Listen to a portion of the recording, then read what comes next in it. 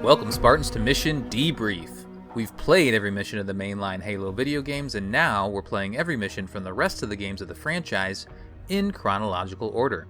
Each episode will be discussing our experiences and sprinkling in a little lore along the way. If you'd like to play along and have your thoughts read on the show, email us at podcastevolved@gmail.com or drop us a tweet at podcastevolved on Twitter. We'll be playing the Not On My Watch mission from Halo Wars 2 on the next episode. If you like what you hear and want to support the show, visit Podcast Evolved on Patreon. You can also receive a free audiobook trial by visiting audibletrial.com/podcastevolved.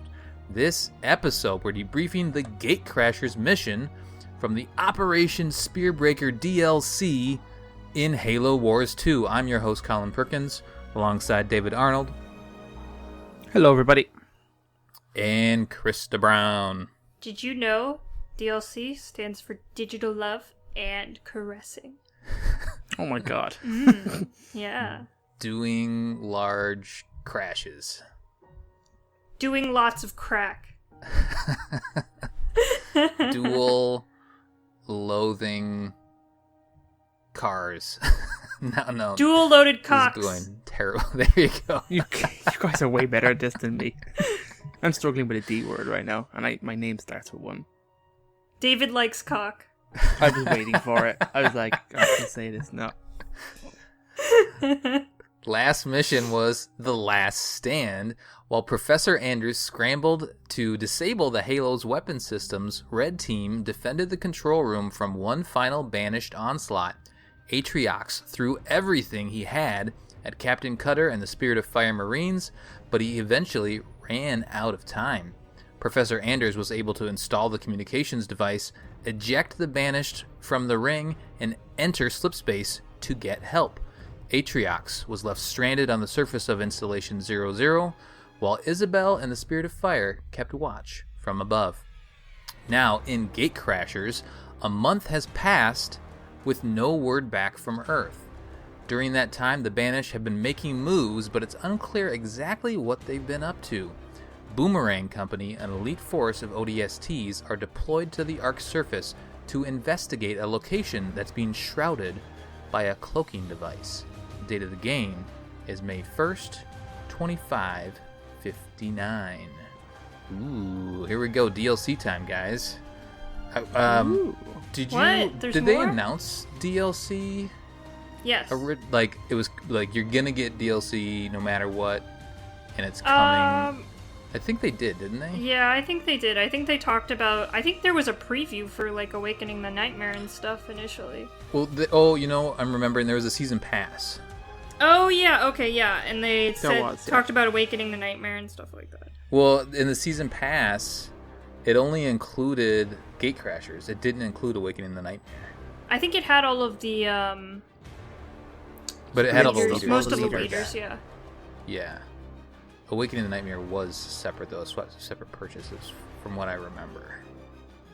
But, yeah, so welcome to the first DLC of Halo. Halo, yeah. Which is a weird thing. I mean, they've had DLC in terms of they've had multiplayer maps. But, like, Spartan Ops was a free thing. Ooh, but, I guess so, that's this, also. Yeah. So this is the first paid campaign DLC. Anyone got that Halo 2 map pack disc still? Because I know I do. I got it. You better believe it. All right, I will do all... well, there's no dialogue at the beginning, which is a little weird. We do have our intro cutscene thingy, and we'll go through that. We'll let David take us through that, and then the beginning of the mission. I thought that felt weird, though. Just the total silence of the screen loading. I was like, because you're used to a bit of banter. Right. The next mission does have it, but the first one is weird. Just like the noise and then the silence.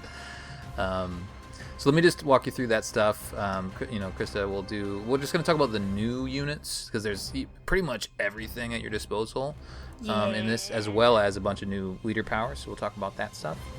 And then Dave will take us into the mission from there. So let's see here. We have our mission summary is disable the cloaking field to expose the Banished operation site.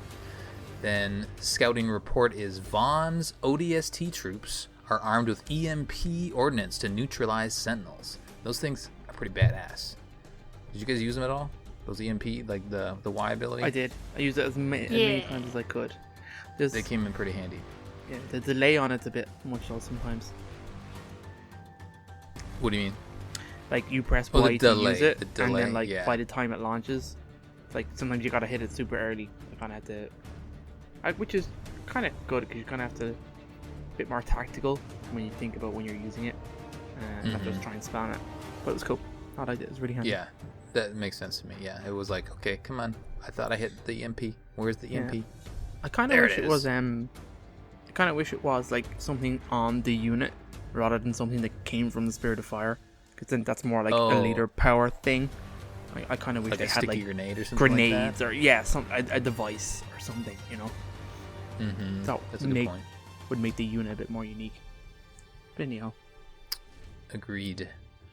Objectives are defeat the Retriever Sentinel, which we'll talk about later. Activate the central terminal. Capture the control towers to deactivate the cloaking field. That's kind of the main thing we're doing during this mission. We also need to recon the area to discover what the Banished are planning and regroup with India Company's forces. I probably read those in backwards order, but that's how they're listed. So anyway, optional objectives are rescue India Company's captured Wolverines, find and defend India Company's Nightingale. Then we need to kill both Goliaths, and then also activate all Banished hollow projectors. Those are all optional, but they give you more points. The bonus objectives are eliminate controller sentinels, all 8 of them. Well, there actually might be more, but you just need to eliminate 8 to get the bonus objective. And then lure sentinels near Banished buildings to destroy them. That one's kind of weird. Did you guys even mess around with that at all, Krista? I never even noticed it.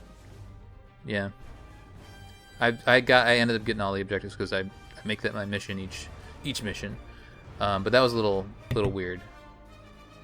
You can definitely do it though. You just as soon as you encounter them, you just kind of pull them back to either one of those little bases that are out on the map or one of the main bases, and they'll start attacking it, which is pretty slick. You're crazy. The last bonus objective is use hollow decoy to distract controller sentinels. We finally get to learn how to use hollow decoy. The whole, like the second half of our season on Halo Wars 2, we've mentioned Halo decoy. What the hell is that? But now they give us a really good reason to use it, and they explain it a little bit better. So that comes in handy. But you need to use that multiple times against the controller sentinels, 10 times. And I'm not exactly sure if it's like 10 units or it like needs to fire at 10 decoys, like gets tricked 10 times. That might need to be what happened. So anyway, the computer just figures that out for you. So just keep using that if you want to get that bonus objective. Part time is 45 minutes. This is a long one. It's a real long one. This is probably the longest part time that we've encountered. And I think this is why like Spearbreaker can get away with having only 2 missions, because they're long missions with multiple stages. Like this is like a 3-stage mission. Yeah, I agree with that. I think when we looking back at this, like, oh, Spearbreaker is only 2 missions, but they are beefy. Scoring goals. Yeah. It's kind of a weirdly designed mission because I had confused the sniper mission with this one in my head because I thought you only really controlled the one unit going around. I totally forgot completely about base building and all the extra units that are in this mission. But it feels kind of weird that like you're an ODST squad and yet you're base building and using a bunch of other units.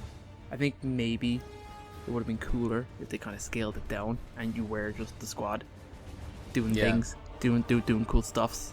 But then I know it's an RTS. Yeah, so because the ODSTs become useless pretty quickly once you start rolling out like tanks and shit. How dare you, ODSTs? I'm so sorry. But yeah, you're right. I didn't do much with this unit, to be honest, other than... Anyway, we'll talk later. Yeah, that makes sense. So I will, I guess I'll comment here, because you're, like, Vaughn, is it Major Vaughn, or I think it's Major Vaughn, he's the guy in this, at least in this mission, probably the next mission, he's, like, your leader of your ODSTs. He's the one that's calling out all the builds. Did you guys notice that? Yeah.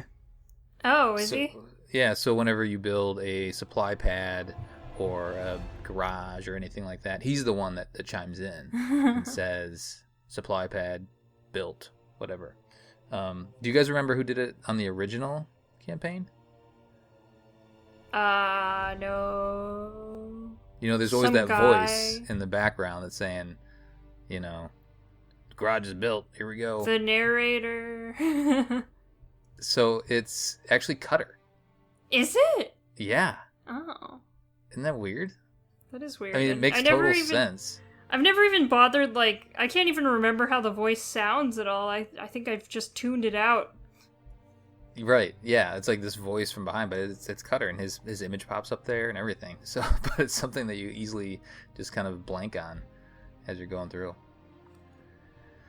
All right, we have scoring goals. Our 16. So gold is 160,000. Silver is 80 to 159, and bronze is 50 to 79. No skulls, but there are some Phoenix logs, and we'll talk about that towards the end of the mission. We got Krista, two of them. Yes, we do. Why don't you talk about the battlefield? Hey, excited for this stuff. This stuff is cool. This is the stuff we use to do stuff. There's lots of stuff involved. There's some new stuff to talk about. There is. So the first new stuffs is, of course, our hero unit, which is Boomerang Company, which is like 5 ODSTs in a cluster. Yeah, so this is weird. I'm going to sound like a big nerd, but I just learned about this. But like a company is like a larger band of units. I think it's like 130 or something like that. So Boomerang the company itself is like a bunch of It's like a Marines. battalion. Yeah, and again, we're gonna sound silly by, you know, trying to figure all these out. But the fire team is specifically like this unit. That's kind of how, when I did a little research here on Halopedia, it's like that's the fire team. A squad, I think, is like up to 12 units. A platoon is 3 squads. And I'm forgetting how you know. So somebody in the military probably knows all this stuff. So we apologize if we use the wrong terms, but our little hero unit is a fire term. Yeah, exactly. Anyway, because I was trying to figure out like Boomerang Company. That's a weird thing. That's like a cool name for an ODST squad, but I know we probably always misuse the term squad. But like the smallest unit here is just a fire team, so that's who they are. Okay. Awesome. So and this one, sorry, one more thing. And this one specifically is Sunray. It's called Sunray 1-1. Oh yes, Sunray 1-1. So Vaughn is one of the 5 in Sunray 1-1. Oh, okay. Interesting. Mm-hmm.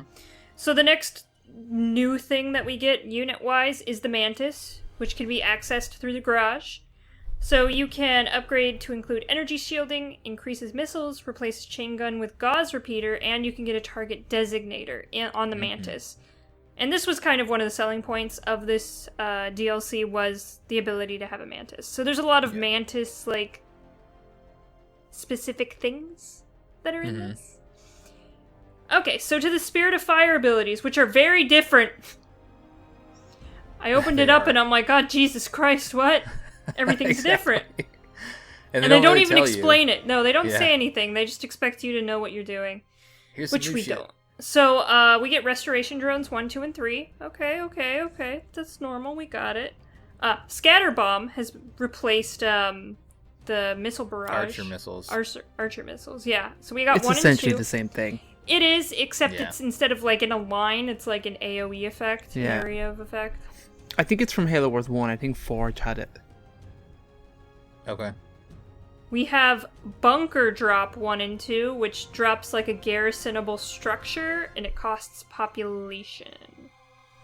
I never used that. I Did you did guys? it. It's Oh, you did? cool. Yeah. Is I it? used it just because to use it. Yeah.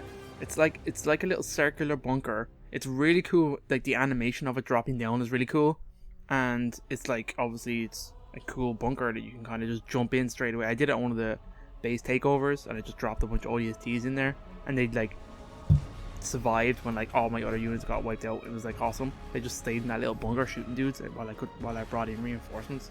It was really fun. Damn. I was really impressed with it. Garrison units in this game are huge. Like they last they have so much more They health. do.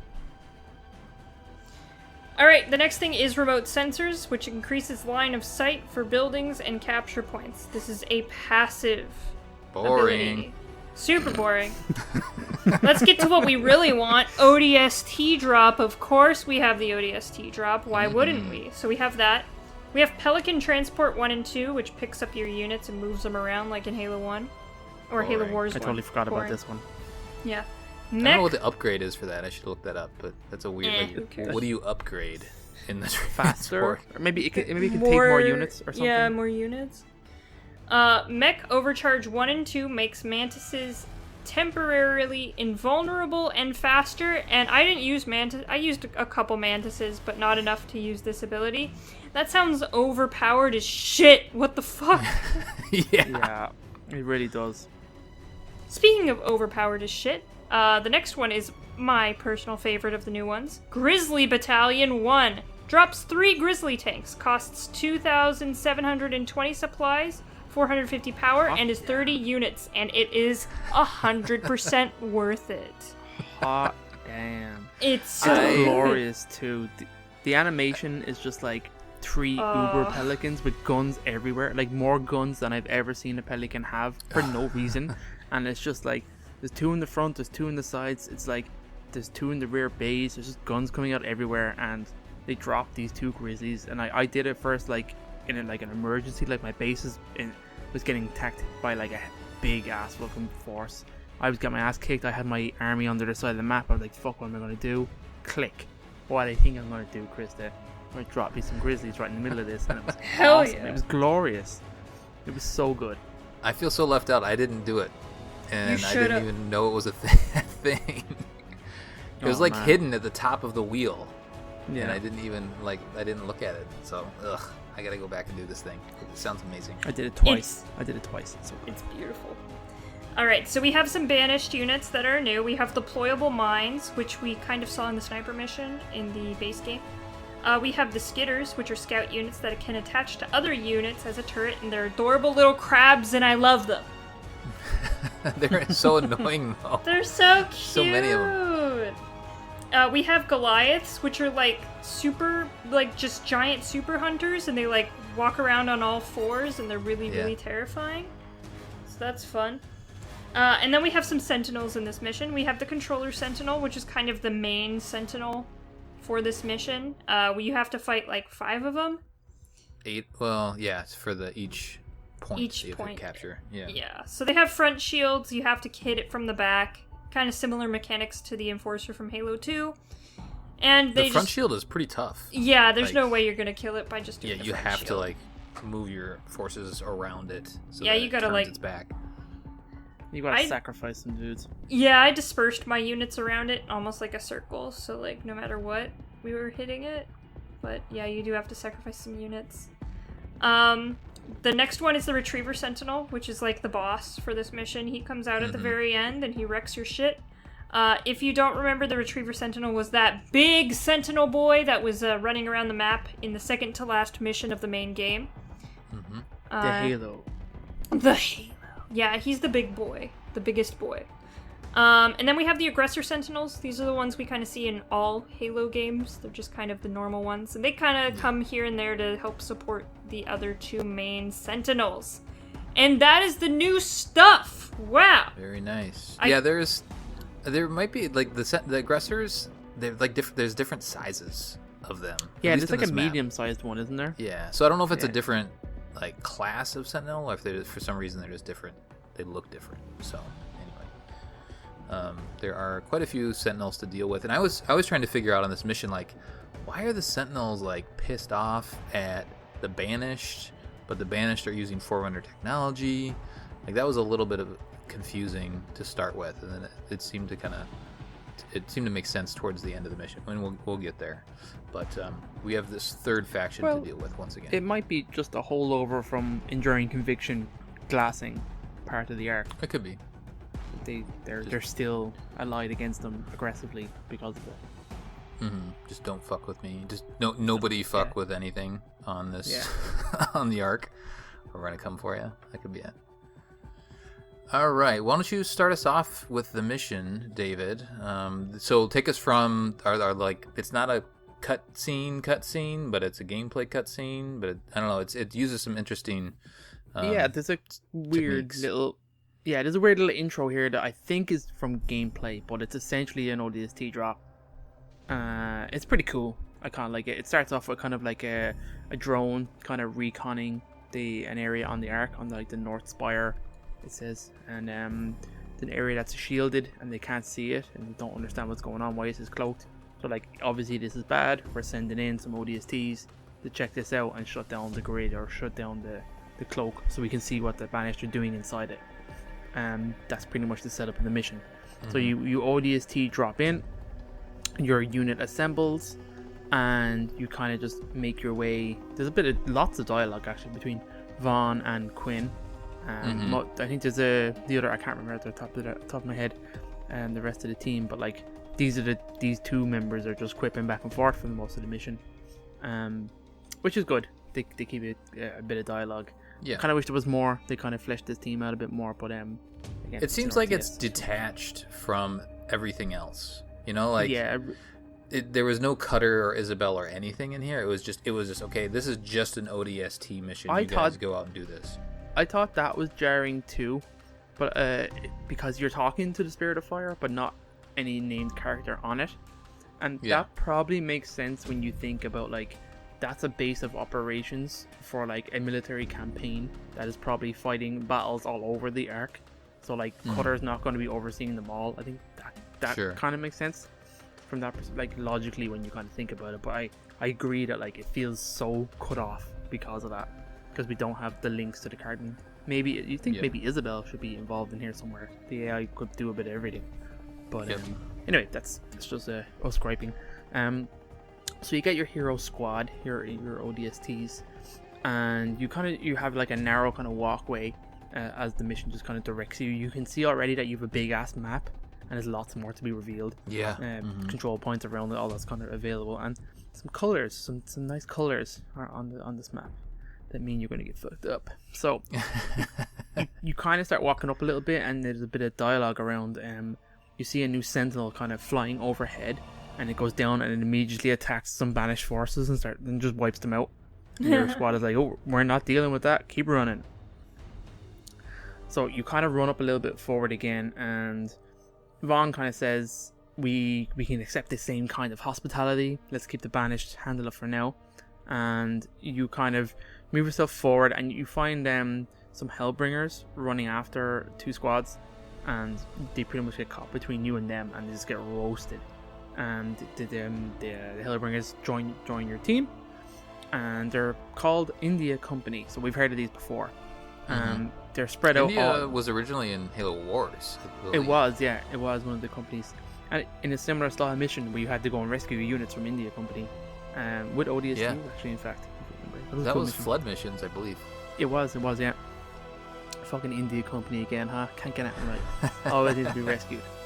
But I actually like doing that. I like the free units you get out of rescuing them from the map and stuff. I think that's cool. Especially I love overclocking my population cap. It feels so satisfying just to see that. It's like beating the game. Do you know what I mean? It's good. It's like little small victories for me. So he kind of says, we're spread out on the way down. We didn't want to give the Banished a bigger target to hit when they were dropping. So that kind of makes sense, which makes you feel that like this was a way bigger operation than just one squad of ODSTs thrown in to find out what's going on, because you have like obviously large forces scattered around. But that's not clear on the setup. Not at all. You don't really know the scope of what it is you're trying to do here. or how you're going to achieve it.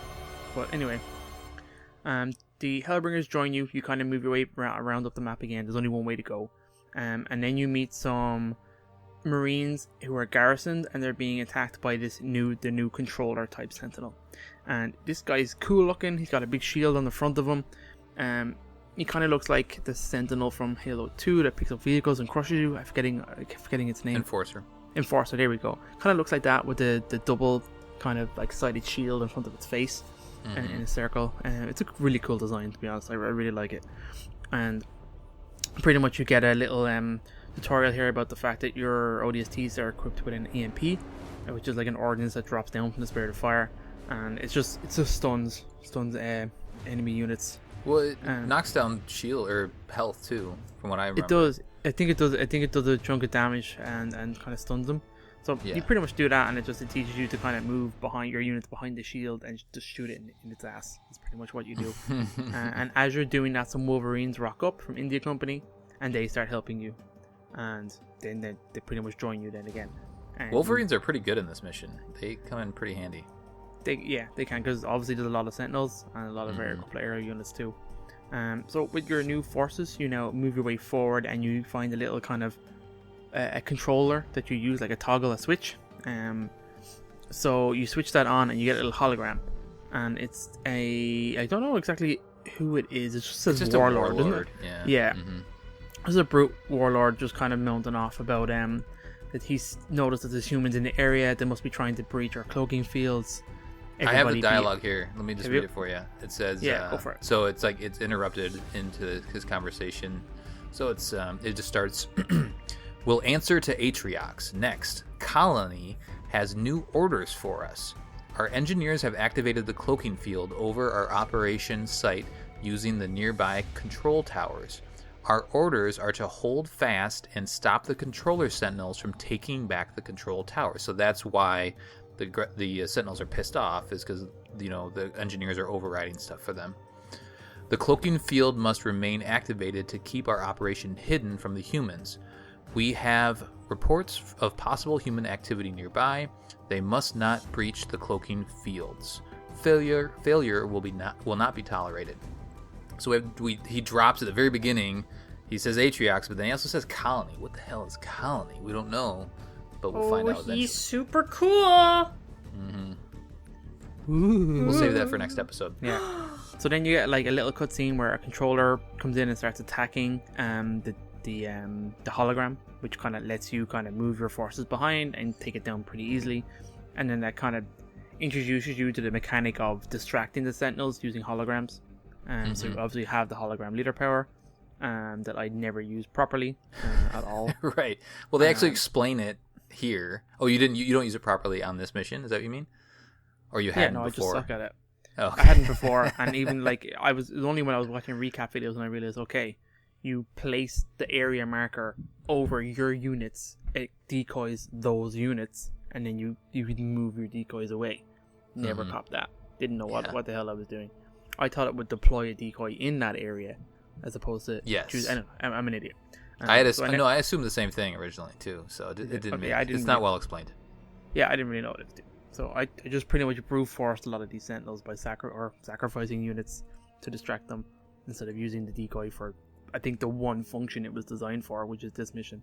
But it essentially doubles your units if you kind of cluster everybody in a small spot, and then your decoys do damage. And they do damage too. Do they take? Can they I'm not sure. I think they take damage. They take damage for sure. Yeah, but I don't know. I don't think that they dish it out. But it just makes it so it looks like your army is bigger. Cool. So you then go to a little teleporter and teleport out right on top of a base, which is fun. So there's a controller sentinel here, so you obviously leave him and let him like attack the Banished forces and take out the Wraith and stuff. And you kind of just take out the base and can take him out while he's distracted, and then you get yourself a fine base to kind of build up, as well as the very first catcher point is right beside that base. So that's kind of where the mission takes a different kind of stage now, where obviously it's about base building, and it's also about capturing these specific points. Perfect. And when you do, it has a trigger, and it triggers a control sentinel to come over and attack you. And that's pretty much the premise of the rest of the mission. So Yep. I'll leave it over to Colin there now if you want to talk about stuffs. Yeah, no, that was a Or good setup. crystals. Thank you. Yeah. There's the A, B, C, D. So there's 5 points that you need to go capture, and each time, as David just said, as you capture one of them, then one of these controller sentinels gets pissed off at you and leaves its post and slowly floats over. And there's 5 of them posted around that final terminal that you need to push at the very end of the mission. Krista, why don't you take us through your approach, and maybe Sure. we'll just chime in, because I feel like this could run long if we all go through our individual runs. But yeah, why don't you take us through kind of what you did from the start here? Yeah, no problem. Colin, we already know you didn't do it properly. So. Yeah. Because I didn't do the Grizzlies. Yeah. Yeah. Yeah. So basically, once I get my main base, I started ramping up production. I actually did use Marines quite a bit. They come in handy. They do. I upgraded them all the way, and I had Marines around. And then, of course, I focused on turning out Hornets and Vultures pretty quickly, and also Nightingales. okay. So I turned all those out. I made sure to kind of set as many Marines in the garrisons around my base as possible. Of course, I put siege turrets on the back 2 turrets of the base, all that kind of fun Yeah, stuff. nice. When it came to the points themselves, I captured like 2 or 3 right off the bat, and then I went around and cleared the rest of the map of bases and stuff like that. Do you remember which ones you went after first? The one- Did you go down? Did you go to the right? The one right next to the base. Let me see. Because they have them listed in A, B, C, and D, and E order, but I feel like you don't. I think That I doesn't actually make no did. sense to go in that order. I think I 'cause actually B is did first- A, B, C. Oh no, A is the first one. Yeah, I think I did A's ABC. the first one. I think Oh, you did? yeah, Okay. because they make like a little triangle, and they're the closest ones to your base, really. And then the other 2 are kind of farther away at the edge of the map. So I kind of just went around and cleared the map of in other structures and other bases to ramp up production, and then of course turned out my armory, upgraded that to max, and got all of those. Did you go after the other? There's 2 bases, 2 banished bases. Yeah, I ended up One getting kind both of them. below. Yeah. So One was in like a pit, and the other one was by like C, I think. Yep. Okay. In the Yep. top corner of the They were map both again. on like each major, like left and right of the map, kind of is around Right. where they stand. Well, kind of like down from where you start, and then to the right Yeah. is the other one. Yeah. That lower base really, really pumped out armies for me. Yes. Like I got almost nothing from the top, but the bottom was like almost a constant. Every just waves of like a solid army coming towards me. Yeah, and I had that issue too. So I would be like going back to my base with kind of my horde to defend it when I saw a bunch of shit coming towards it, and I'm like, oh shit. So that's one of the reasons why I decided to clear out the other 2 bases, to make sure that wasn't happening while I was capturing the last 2 points. And I didn't remember the Retriever Sentinel did its thing, but it helped me there too, because I didn't have a lot of Banished to deal with. I don't think I had Did you it. turtle a decent amount to start with, Krista? Yeah, a bit. I think I captured the first point with just some Marines and some Hornets. And then I ended up with like 9 Vultures or something like that. Yeah, Vultures are great for base destroying, because you all see their lasers lock onto the base, and you're like, oh man, this place is fucked, and then it just dies. Yeah. So it's really fun. I went through. What leader powers did you use? So I used the new bombing thing a lot. The scatter bomb or whatever it is. Let me look it up. We have it in the notes. There are notes Scatter here. bomb. Yeah, scatter bomb. Yeah. I used scatter bomb, restoration drones, and I think I did the grizzly battalion twice. Nice. I ended up losing my first set of grizzlies, but Me too. yeah, the second set I ended up dropping when the Retriever Sentinel was around, kind of fucking with my units. But back on topic, I cleared out the map, I took those other 2 bases, and I took the other 2 points, and got rid of the Sentinels. And then the Retriever Sentinel came out, and it was just kind of a bit of a cluster. Yeah, that end fight is a little weird. David, before we talk about that, any other, I guess, main differences from Krista's Not really. I did approach? very similar. Except I mostly went all ground with this. Actually, I tried to use a few mantises because Yeah. I'm not a huge mantis fan in the Right, FPS games, that's but right. like they surprised me there. I totally forgot they were in this game in any way. So I pumped them out too. I had a good It's weird mix having of units. mantises or manti. I think I used to call them manti Yeah. and cyclops. And cyclopses. Yeah. Yeah, I had a mix, and I tried a whole bunch of stuff, 1 or 2 scorpions, and dropped a ton of ODSTs just because I'm me. So I had a lot of ODSTs, a lot of and some grizzlies. And it was fun. It was great. I kind of had 2 armies, one to kind of hold back the flood, while my other one kind of probed around the map and kind of looked for things. But no, it was pretty fun. I actually captured D&E at the same time. And Really? I kind of triggered Nice that. multitasking. Which is very unlike me. But let's say I cleared off everything around E, but I didn't have a lot of forces left, so I'm like, I can't really fight a controller like this, so I just waited, and then like captured 2 at the same time, and then kind of brought my forces back. But it was cool. It was really fun. The retriever was interesting as well, because obviously the drops. Well, let's like wait a on the shield. retriever. Let's wait You on the wanna wait? retriever. Okay. Yeah. So What about no India main Company? Did differences. you go around and get No, India Company? they all died. They did. all died. Yeah. There's just like that one point whenever where those the nightingale calls for help, and then there's a countdown. Like, come and get me. Yeah. I don't know what the first one is, but I never found them. There's some I remember- Wolverines. It's in Wolverines. Yeah. Oh, I did find them actually in the end. Sorry, I assumed that they were destroyed, that it had a timer, because when that one popped, I was like, I have no units. I just couldn't get anything over near that area in the map. This is kind of in the center, and they're in a little bubble shield. But there is some sentinels up there to deal with, so it's a little bit of a pain. But yeah, I'd say they're worth getting, because I felt like Wolverines were pretty solid in this mission. Yeah. Any other differences? No, I pretty much did the same. Well, obviously they're in different units, but pretty fun stuff. I dropped the bunker. The bunker was really cool. Like I said before, the grizzlies. What about the is Goliaths? incredible. Did you find those things to be difficult at all? Not really, because I had such a big force when I was taking, and they just run at you, and like you just hit Y and shoot off all their cluster missiles and all the whatever the Y ability is for the scorpions. The grizzlies have as well. It's It really tends to nice when shot you at the have base. air units because they don't do shit. That's Right. also a good point. I like the design of it. I think it's cool. It's a cool idea to have like a super hunter, and like, it just makes total more sense. aggressive. Lore wise, yeah. Yeah, when you think about what hunters are, yeah, it's makes sense. It's cool. I like it. Yeah, I think it describes them somewhere in the logs, Phoenix logs, as like more feral Legolo, which is interesting. And they're just more pissed off, and so they form this super hunter unit. Super interesting. That's cool. Yeah. Krista, what did you think about those? And it's probably a leader power of some sort, but the engineer clusters that would come in, Oh yeah, it's 'cause I played a on healing. Heroic. It's a healing leader power. It's super that we're annoying. gonna like. It's basically the same as our restoration drones. It's just Covenant themed. It's a card you can get in Blitz and stuff like that, and maybe we'll see it in Awakening the Nightmare, maybe. But yeah, it's really annoying when the leader is healing, but I appreciate the aesthetic.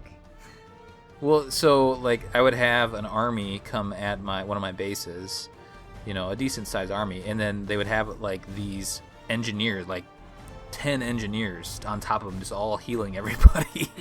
And it seemed to be like there was like a central engineer that like the other engineers were healing or something like that. I don't know. It was a weird animation, I thought. I mean, it was cool, but it was also super annoying because you'd be pounding these vehicles that were under its protection, and they really wouldn't take much damage. Yeah. So, yeah. Fun to see, but also not fun to see. Did you see the laser he had as well, where it starts from like 4 different points and goes inward? Yeah. Yeah, that's Yeah, I think so. None of that shit's on normal. No. Oh, yeah. Did you notice any other leader powers? No, just those 2. Okay. Yeah, I'm trying to think. I did it a couple different ways. I went down the base that's just below B right away seems super powered when I went down there right away. So I kept my distance because I think I went down after I got the second. Well, it's right by that second control point, and if you keep going south from where the way the map is situated right away, then I didn't have many units, and all of a sudden they just sent up a Goliath, like came running at me, and a bunch of skitters, and I'm like, oh shit, I gotta get out of here. So then I changed my tactics from there and kind of creeped more like into the center and found some India company, and then went after C. I think Krista said she kind of got that initial triangle, and then from there I spread out a little bit. And I found like a lot of my, actually on both normal and heroic, more so on heroic, but my army would get wiped out quite a bit, or thinned out quite a bit during larger encounters, so I'd have to kind of go back to square one and build up quite a bit. Did you guys take advantage of the turrets that were around the map at all? David, did you use those turret locations? I didn't find too many, to be honest. I think the first one near your first base was key, especially for like defending attacks on your base, but I don't think I built anything else around. Yeah, there's a couple more. I know of at least one other. There might be two others that come to mind, but they are. Oh, actually, there's one right by where the retriever fight is too. So yeah, there's at least three. There might be a couple more. Krista, did you? So there's one of the objectives was there's other. I forget what it's called in the objectives. Let me see really quick. I think there are like holographic points that you need to get. Oh, I didn't do any of that. No. Okay. They're kind of hidden. I mean, they look like the original one that you activate, that original terminal that you activate that then brings up the Warlord hologram. But there's so much just kind of crap on the map that they're a little hard to see. So they're kind of on opposite corners of the map, and a Warlord will pop up when you activate them. And he won't really give you a ton of interesting information. There's one where they talk shit about grunts, and then I'm forgetting what the other one was, and I didn't see it in the. I didn't write it down, and I didn't see it in the transcript. But it's fun, I guess, to find those and know that they're using that technology for other things. All right, should we talk about the big retriever battle? Yeah. Let's do it. The big beefy boy. Big boy. Krista, what was your approach on this thing? Hit him with things. Yeah. I mean, that's about all you can do, right? I mean, he every once in a while gets like covered in aggressor sentinels, and you have to kind of move back and hit him from a distance, and then they go away, and then you do another wave, and it's just kind of that over and over again. And the Retriever Sentinel will wipe out a good amount of your units, but you throw down a couple Grizzlies, you throw down some ODSTs, you don't really need to go back to your base to beat him, even on Heroic, so... Yeah. It wasn't that big of a to-do, really. Yeah, as long as you keep sending units their way. Doesn't he do, like, some headbutt right away? He like, slams the ground. He does a weird pulse, yeah.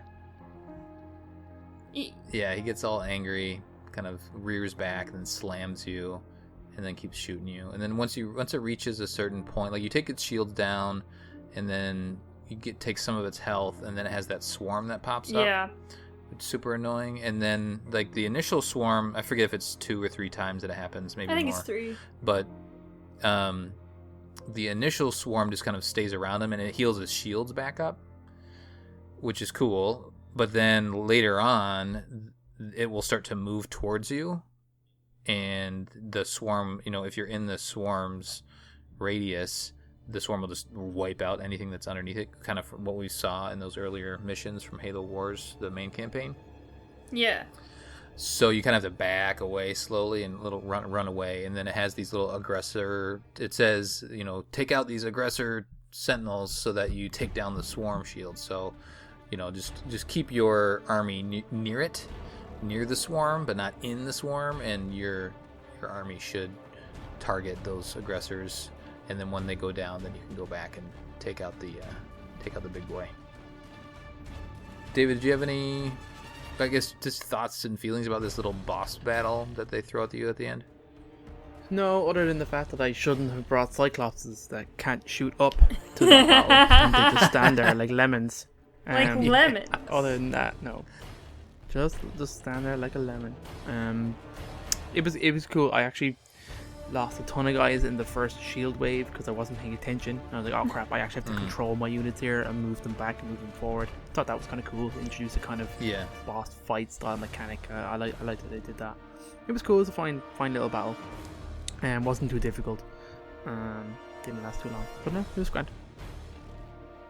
So as I'm thinking about it, the Banished, well, at the very end of the mission, once you defeat this thing, you so let's see, you do have to activate this terminal. So all 5 of the controller sentinels, one per control point, is they're protecting this control or this terminal that you activate. As soon as you activate that, then does that take the cloak down?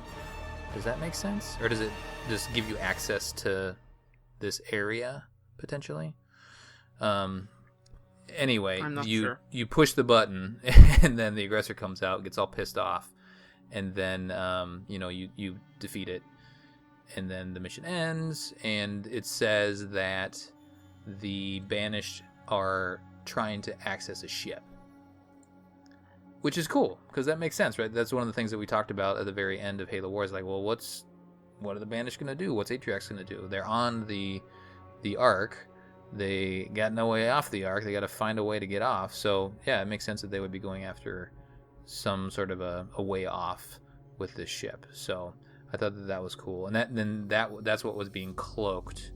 So yeah, so it must make sense that this aggressor sentinel was protecting probably the ship that's inside. That we'll find out here what happens in the next mission. Does that make sense to you guys? Yeah. Like from a lore story standpoint? Yeah, there's always weird Forerunner shit going on.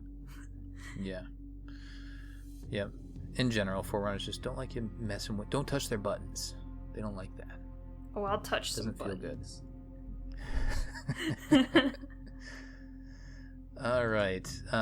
If there's not anything else, any trivia points you guys want to chat about? There's not really. All it really kind of says is obviously this retriever has a shield when the previous ones in the game don't. That's just the only kind of difference. There's one controller sentinel is always sent out to the control tower when you capture it, but it won't happen if you choose to destroy the controller first before capturing the control tower. So that you can go to that point where they're all coming from and just fight them. Oh. Which I did near the end. So like my last one didn't have a controller because I killed them. Nice. But there is a shit ton of sentinels over there if you do. Yeah, there are. Mm-hmm. Yeah. And there's nothing really else. That's kind of it. Hey. Cool. All right, what do we have for the there are 2 Phoenix logs. I wrote down their location. One's by Let the me see base and here. one's by that like middle structure, right? Yeah, so there's one in the middle structure by those Wolverines that I mentioned that are in the middle, and then there's like towards the top of the map, so not right by the base, there's like 2 garrison towers and a bunch of like random Banished, and it's up in between there, and you kind of have to do some exploring to get to it. You have to destroy really like fall a apart. building, right? No, it's just Okay. there. Well, You can destroy the banished I think it was buildings. just It's there. like around them. yeah. You might have to destroy them to get to it, but anyway, you do have to do a little exploring to find that second one. What any good stuff in there, Krista? Yeah, we have a new commander. It is Balkaris, Brute Captain, record date 4/1/2559. Forticus, I think, is the name. Forticus? Nice. We have received the Hiragaki you sent us and have already put them back to work around the operation site. I have tasked a Sangheli to look after them, for I cannot stomach being around them for long. Simply the sight of a Sangheli communicating to those creatures with strange hand signals repulses me. I often need to punt 3 or 4 short ones into a deep chasm before my mind settles again. I fear I would need to kick 1,000 Ungoi into the depths to restore my peace of mind after meeting our new commander. While stationed at the raid camp, I heard utterings about a Lekgolo who has risen up the ranks to the standing of actually having Atriox's ear. I know these rumors to be true, and it calls itself That's cool. Colony. I have only glimpsed its hulking form from a distance, but the others swear they actually heard it speak, or something close to a sound. I can tell many of the younger brutes are nervous at its presence and guard their conversations. For if they are truly a hive mind, then surely all eels hear what one another hears. Atriox appears to have tasked Colony with investigating ancient technologies here and restoring them for our own use. He, they, whatever it is, seems to have curbed its feasting habits and has already made progress in establishing a cloaking field over the site. Such power makes me nervous. The Lekgolo are formidable fighters, but sometimes I wish the Covenant had left them burrowing away amongst the relics like the worms they still are. Still, if it gives us the chance to strike back at the humans, then I welcome it. But it is not the natural way of things. I must end my transmission now. I swear I heard something slithering behind me. So this is interesting, because the Lekgolo can... The Covenant had used the Lekgolo on the Dreadnought in the middle of High Charity in order to kind of figure out what the Dreadnought is and what it's doing and all of its functions, because the Lekgolo kind of eat their way through Forerunner stuff to kind of figure out how they work. So that's kind of... It makes sense that Colony is tasked with investigating Forerunner technology, because that's kind of what the Lekgolo do. So they eat Forerunner technology and then they, like, poop out data, basically, is what they do. I'm not even kidding. So that is in Contact Harvest if you want to learn more about that, but that is why this kind of makes sense lore-wise. So we have... I forgot to mention that Colony does pop up in the mission. Yeah, he does. He taunts us at some point. I think it's around when you save the Nightingale, or maybe when you guys don't save the Nightingale. He says, humans, we will end you. We will bring finality. Ooh. That's it. Just a good old taunt by the giant wormy thing. I like the idea of a hunter, like, named character-esque person. It's so cool. I love hunters. I think they're super cool. I'm so happy that we have one as, like, a villain. I hope this kind of alludes to hunters being more prominent in coming Halo games that might need mini-bosses every once in a while.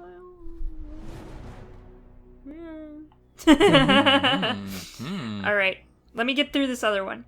So, this is Balkaris, the Brute Captain. Attention, Pack Brothers, the next Jirohani that comes to me asking for Ungoi replacements to bolster the ones he has misplaced will lose his tongue to my blade. I understand patience is troublesome for warriors such as us, but hurling the whelps at the cloaking field to watch them fizzle and pop is a waste of resources. Oh, man. Those poor grunts. True, it is amusing, and I'm willing to turn a blind eye to the occasional accident. But as disgustingly numerous as the Ungoi are, our forces are limited until the operation is over. Besides, the grating squealing of the pathetic ones are likely to attract unwanted attention of the Sentinels, which will slow down our plans. Until the operation is over, the cloaking field must remain in place, and we must hold here to ensure its function. Despite their weaknesses, the humans seem to have eyes everywhere, and they must not find out our plans. Save your bloodlust for the enemy or strive for patience until the operation is complete. We are close now, and it will not be long before we can indulge ourselves again. Stay your hand, Pack Brothers, and state your urges with the knowledge that we will soon have vengeance on the humans for the loss of the enduring conviction. So they're just punting grunts into the field just for fun. Having a good old time. Isn't that wild? They're such assholes. Holy shit. Well, it's like they're worse. They're treated worse than dogs. Like these grunts are fighting alongside you, and there's zero loyalty towards them. It's just bizarre. I'm trying to put it in the context. What would that be like? That would be like if for some reason you're in a battle. You find yourself in a battle, and in your squad are a bunch of raccoons. Or something like that, like little animals that you despise, that are somehow on your team, but when nobody's looking, you'll just punt them into a big hole. It's bizarre. They're not very nice. Also, what kind of fucked up cloaking shield I know burns you? That's pretty fucking wild. Yeah, pretty nuts. All right, thanks, Krista. Now we got community time. David, what's on Facebook? Community time. I have to say, Colin, I'm impressed with this one. This is pretty good. Yeah, I like this question. We have Mr. Colin Perkins, the admin, September 11th at 8:05 p.m. You're a veteran ODST with over 100 deployments under your belt. What's your pre-drop ritual? Question for mission debrief. Halo Wars 2 Gatecrashers mission. That's pretty cool. It's a nice picture too. Good job, Colin. So the we got a inspiration lot for of this comments is the inspiration was one of the ODSTs at the very beginning says that drop makes 200, and I thought that was interesting. Like 200 drops, that's a lot of drops. That's a lot. That's a lot of drops. Mm-hmm. And that person Fair survived. I'm trying to find the name here. I'll find it by the time you're done reading. Okay. Go ahead. Patrick says, Titan and check gear, comm check, visual confirmation of my team. Finally, I pray to the almighty Beard King that he may watch over me and safe drop. Of course I will. I love drops. As well, my teammates, final prayers to destroy the enemy scum, as Oni calls them, the Krister army. Boom. Yeah. May the war begin. Grayson says, crack knuckles obnoxiously, pull back the slide on the AR and pistol at least twice, and then have a wise ass remark right as I jump. Nice. Richard says 5 knuckle shuffle. Nestor says get set for combat drop. I don't know what I'm looking at. Oh yeah, nice. That's pretty good. Just a picture of Nathan Fillion of Wolverine touching it, and he's gorgeous. Halo 5 Nathan Fillion, of course. Dave says a shot of whiskey and a wank. All right. Sounds good. Lucas says, and make sure all gear is secured, weapons are loaded, and then I'll take a nice nap in my drop pod till it's time to shoot some aliens. Zane, the light is green and very mean. George says, go to the head, beat my meat for post-nut clarity. Everyone's beating their the vibe meat. I'm Jesus. Dude, what? Yeah. Those ODST Sorry, guys. pods must be nasty. Nasty. Don't put a Why they're only black single light in use, there. Krista. Yeah. Nobody's reusing those things. Post a pic of my battle rifle on Waypointogram, says Daniel. Jason says 2 lines of blow off a stripper's back and a 5th whiskey to wash it all down. Jesus. Jed says watch a compilation of motivational speeches given by the late Sergeant Avery Johnson. Smoke 2 cigars, grab my 2 sticks and a rock, and yell, "Get tactical Marines." That's really good, Jed. Nice one. He got like Jed. As long as he got a lot of some likes for Jed. Jared says drinking whatever passes for Monster Energy in the 25th century, so that when I land, I'm all hopped up like a Viking berserker. Lance says check my gear and go use the restroom so I don't go in my pod during the drop. I like it, the sanitary option, Lance. Richard then chimes in. Honestly, I'd make sure I'd gotten literally all the shit out of my butt. Maybe listen to a little sex. Sex. Okay. Chris says check all my gear, take a poop and pee. Once in the pod, take a deep breath, let it all out, and prepare to drop. Ethan plugs my phone with aux cord attached to my helmet, blow my air holes out with some sexy voice of Colin Perkins with the mission briefing. Oh, look at that. Heyo. Good Colin love. And Frederick says finally, overly clean my guns, which could be anything that you want it to be. There you go. That's pretty good, Colin. I like that. Hey. Yeah, I mean, you gotta imagine how much how jacked up you gotta be to hop in one of those things. Like, oof, that would not be fun. So the officer that had 200 drops was Warrant Officer Quinn. She's the one that chimes in with 200, she's the 200 female. drops. Mm-hmm. Nice, yeah. Did you guys know? So here, I'll list these guys' names off really quick. So it's Major Vaughn, Warrant Officer Quinn, Petty Officer Gruce, Corporal Turpin, and Lance Corporal Sparks. So that's all of the members of your hero unit, of the 5 Sunray. ODSTs that are in Sunray 1-1. Did you guys notice? I should have mentioned this earlier, but it looked like they were the 5 units were targeting enemies separately. You guys zoom in to see, or if they're not always shooting at the same unit. It looked like they were kind of spreading out. So I don't know how that works, but it seemed to me that each one of them was shooting Banished separately, but they were one unit. Oh, Anyway, that's cool. I thought that was kind of cool. All right, Krista, what did Discord have to say? Discord got off track, like, really quickly, so I only have a couple. Oh, Discord. Listen to a mix of Sabaton, Rush Hard Bass, and Rock. Right before we drop, I say, buckle up, chuckle fucks. And we're dropping into hell. And then I say it with the... Then I drop with the slug shotgun and a Kimbo? Yeah, Akimbo auto pistols and a pair of drumsticks. Note for Krista, Sabaton is Sabaton. Cool, I got it. Isn't Akimbo just dual wielding? I think so. That's what I thought. So yeah. Nate says sing Moskaku by I can't say that. By something con before I drop in. Pope says do a quick gear check, send a prayer to the good Lord, so I don't have to do any flying. Let me find the others. Okay. Hector says wake up, clean my weapons, set up my pod, shoot my rival, steal his awesome looking sidearm, and go feet first into hell. And then not get shot is one of the big ones, to be honest. Yeah. Motivation. Blue Calc says the only essential part of being an ODST that everyone forgets about, of course, shoving a cork up your ass so you don't lose your breakfast, to the extreme G of hitting the ground in a SOEIV. So yeah. Cal says, I think ODST chow is chemically designed to either harden in the stomach or easily digest, so they don't have that problem. Alright, and that's what I got, Discord. Discord got off track. They talked about me instead, which I'm very happy about, actually. Well, I'm glad they made me happy. They always make me happy. They're nice people over there. Nice people. Strange, but nice.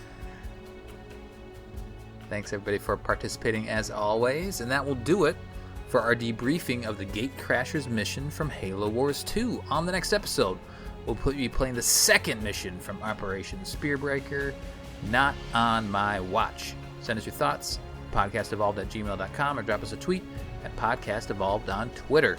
You can also support the show by visiting Podcast Evolved on Patreon. And don't forget that free audiobook trial. Visit audibletrial.com/podcastevolved. Until next time, evolve.